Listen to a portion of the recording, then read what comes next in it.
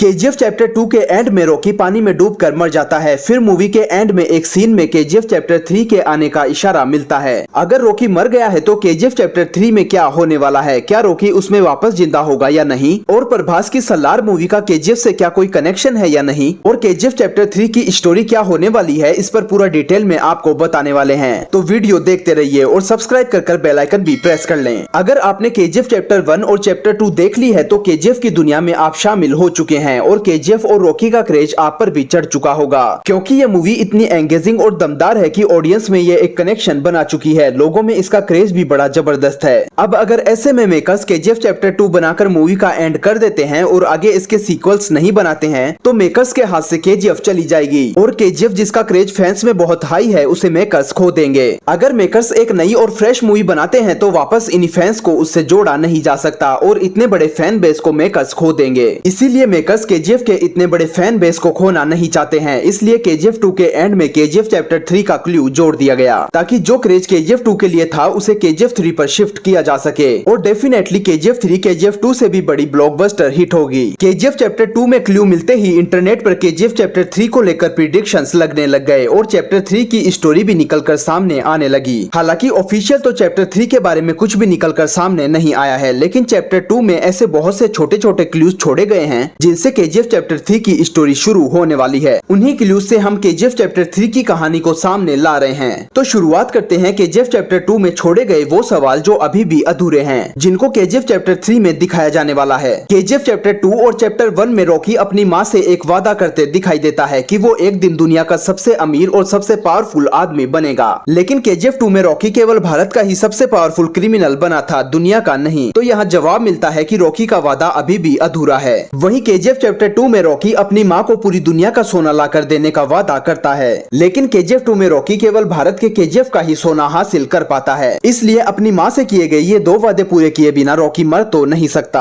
अब आप ही सोचिए कि इतना बड़ा पावरफुल क्रिमिनल रॉकी जो कभी हार नहीं मानता और काफी ज्यादा एडवांस माइंड रखता है, वो आखिर केजीएफ 2 में इतनी आसानी से कैसे मर सकता है। क्या ये बात आपको हजम हो सकती है? अगर आपने गौर किया हो तो केजीएफ 2 में रॉकी को पानी में डूबते हुए ही दिखाया जाता है, मरते हुए नहीं। लेकिन 20,000 फीट से भी ज्यादा गहराई के समुद्र से रॉकी बचकर कैसे निकलने वाला है, इसका जवाब भी आपको आगे मिलने वाला है। केजीएफ 2 में एक बड़ा इशारा ये भी देखने को मिला है कि रॉकी शिप पर जाते वक्त इंडियन आर्मी को जो फैक्ट्स भेजता है, सेम वही फैक्ट्स अमेरिकन और इंडोनेशियंस को भी भेजता है और इंटरनेशनल वाटर में रॉकी के पीछे अमेरिकन और इंडोनेशियंस की नेवी भी पड़ जाती है, लेकिन इसके बारे में मूवी में ज्यादा कुछ नहीं दिखाया जाता। और अचानक से ही रॉकी के शिप पर इंडियन एयरफोर्स मिसाइल्स लॉन्च कर देती है और रॉकी का जहाज बड़े धमाके के साथ ब्लास्ट हो जाता है और रॉकी को पानी में डूबते हुए दिखाया जाता है। वहीं रॉकी की स्टोरी खत्म हो जाती है। अब अमेरिकन और इंडोनेशियंस रॉकी के पीछे क्यों लगे थे और रॉकी ने उन्हें फैक्ट्स क्यों भेजा था, इसका जवाब तो केजीएफ 2 में नहीं मिल पाता है। वहीं मूवी के एंड में एक छोटी क्लिप यूएसए की CIA की भी देखने को मिलती है, जिसमें अमेरिकन रॉकी के बारे में बात करते दिखाई देते हैं और रॉकी को बिगेस्ट क्रिमिनल बताते हैं। और मूवी के एंड में पीएम रमिका सेन के एक छोटे वीडियो क्लिप में यह भी दिखाया जाता है कि अमेरिकन और इंडोनेशियंस आखिर रॉकी के पीछे क्यों पड़े थे और बताया जाता है कि पिछले 3 सालों में 1979 से 1981 तक रॉकी ने 16 देशों में काफी ज्यादा क्राइम किए थे। तो केजीएफ चैप्टर 3 की स्टोरी यहीं से शुरू होने वाली है। केजीएफ चैप्टर 3 में रॉकी की पिछले 3 सालों यानी रॉकी जब मरा है उससे पहले की 1979 से 1981 तक की स्टोरी दिखाई जाएगी, जिसमें रॉकी अमेरिका और इंडोनेशिया जैसे 16 देशों में इंटरनेशनल क्राइम करते नजर आने वाला है और पूरे वर्ल्ड में सोने का इलीगल बिजनेस करते हुए देश विदेश की कड़ियां जोड़ते हुए रॉकी पूरे दुनिया का सोना हथियाने की कोशिश करने वाला है और पूरे वर्ल्ड में अपना क्राइम फैलाने वाला है।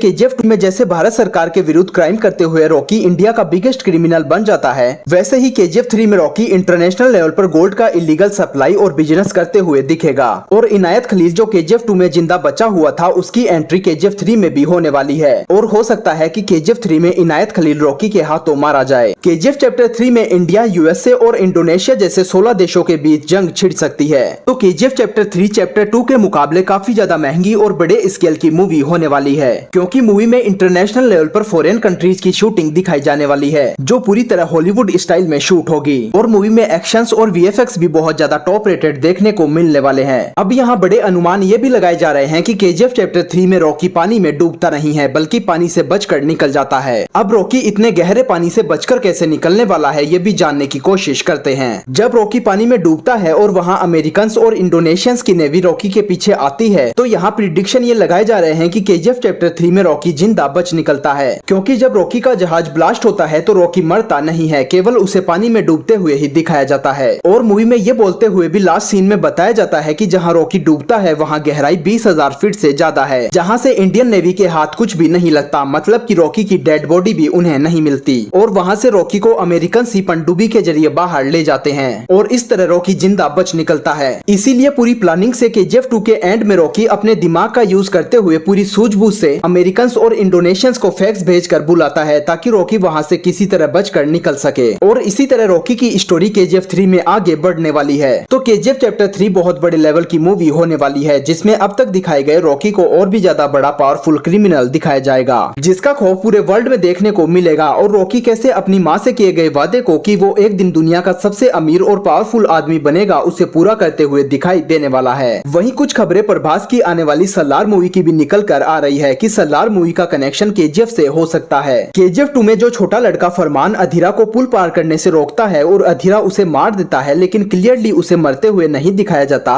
और उसकी माँ को उसकी डेड बॉडी भी नहीं दिखाई जाती है, वो लड़का जिंदा बचा हुआ है। और प्रभास सलार मूवी में इसी बच्चे का रोल निभा रहे हैं कि कैसे वो जिंदा बचा है। और रॉकी का फैन ये छोटा लड़का फरमान रॉकी के ही नक्शे कदम पर चलते हुए एक बड़ा क्रिमिनल बन जाता है। और प्रभास सलार में इसी बच्चे का रोल निभाते हुए खौफ फैलाने वाले हैं। सलार में भी केजीएफ की तरह ही विजुअल्स, वीएफएक्स और सिनेमेटोग्राफी देखने को मिलने वाली है, जिसमें रॉकी के भी कुछ सीन्स हो सकते हैं। बहुत सी सिमिलरिटीज केजीएफ और सलार मूवी में देखने को मिल रही है। केजीएफ और सलार दोनों मूवी के डायरेक्टर और राइटर प्रशांत नील ही हैं। वहीं मूवी के प्रोड्यूसर और प्रोडक्शन कंपनी भी सेम ही है। और सबसे बड़ी खबर ये भी है कि केजीएफ 2 में फरमान की माँ का रोल ईश्वरी राव ने किया था, वही ईश्वरी राव सलार में प्रभास की माँ का रोल निभा रही है। ये इतने बड़े क्लूज हैं जो साफ बता रहे हैं कि सलार का डायरेक्ट कनेक्शन केजीएफ से होने वाला है। वहीं इसके बाद सेम मेकर्स और डायरेक्टर की मूवी बघीरा भी आने वाली है, जिसका कनेक्शन भी केजीएफ से ही बताया जा रहा है। तो बैक टू बैक केजीएफ से रिलेटेड ये मूवीज आने वाली है जो केजीएफ का साम्राज्य खड़ा कर देगी। अभी तक आपने हॉलीवुड की मार्वल और डीसी की मूवीज ही ऐसी देखी होगी। जैसा हॉलीवुड में मार्वल मूवीज में एवेंजर्स में हमें देखने को मिला है, ठीक वैसे ही केजीएफ की एक दूसरे से जुड़ी हुई ये फिल्में इंडियन सिनेमा को एक अलग ही ऊंचाई पर ले जाएगी। तो ये सभी अनुमान उन्हीं क्लूज पर आधारित है जो केजीएफ 2 में छोड़े गए हैं और सलार और बघीरा मूवी से रिलेटेड हैं, जो पूरी तरह फैक्ट्स पर आधारित हैं। अब रियल में केजीएफ 3, सलार और बघीरा का क्या कनेक्शन होने वाला है और इनकी स्टोरी क्या होगी, ये तो देखना अभी बाकी है। तो आप केजीएफ 3 को लेकर कितने एक्साइटेड हैं कमेंट सेक्शन में जरूर बताएं। और ऐसे ही इंटरेस्टिंग वीडियोस पाते रहने के लिए लाइक, शेयर और सब्सक्राइब जरूर करें।